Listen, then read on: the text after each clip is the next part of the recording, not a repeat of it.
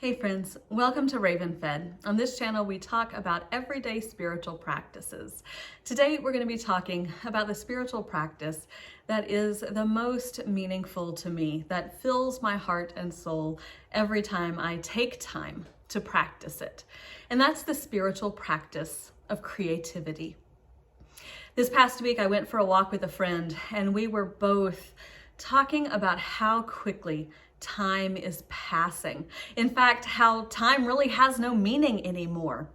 It's already late April of 2021, and this pandemic has passed by in a blur. It's hard for me to remember what day of the week it is or what the date is. It feels like time has no meaning, and in the blink of an eye, yet another day has flown by, even when the days themselves feel really long.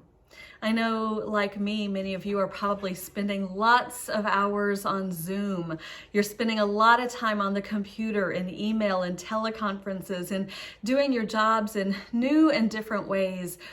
And there is something about technology that really makes time fly, and not always in a good way. I think about how social media in particular can be a thief of time.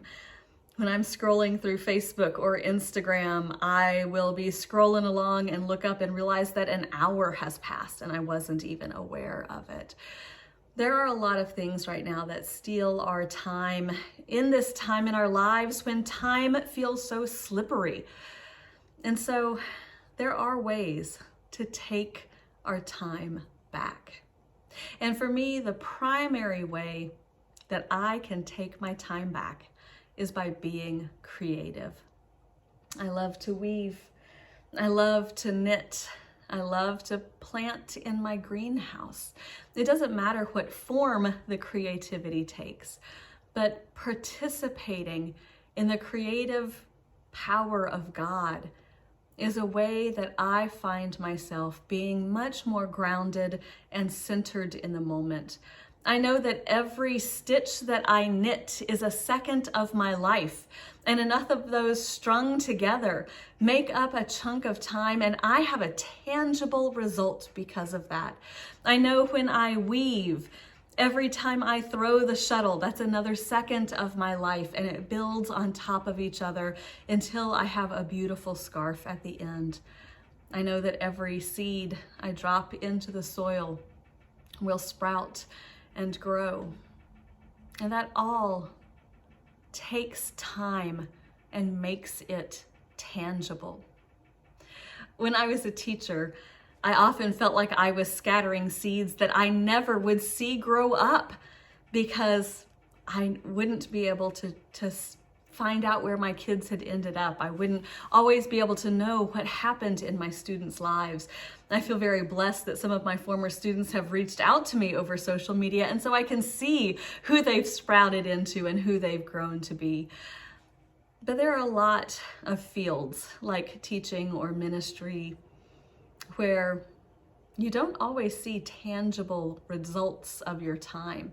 If you're in any kind of knowledge-based industry where you don't produce actual stuff, it can be really hard to finish a day's work and really feel like you have accomplished something. We especially feel pressure now to be productive. And I think that is one of the negative side effects of the pandemic, that in some ways we do have more time on our hands because we're not commuting, we're not transitioning between locations. But at the same time, that's put a huge pressure on people to be more productive, to do more, to be online more. And it doesn't always feel productive because we don't always see tangible fruits of our labor. The practice of creativity, whether it is coloring or woodworking or knitting or gardening or whatever calls to your heart and your hands, making music, all of those things help us take back our time and feel like we are spending the seconds and minutes and hours of our lives making something beautiful and tangible in this time that feels so slippery.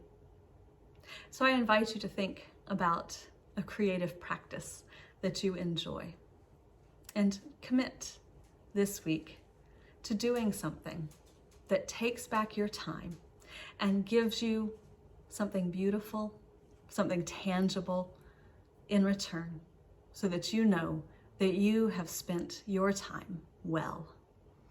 I hope that you will take some time to practice creativity this week.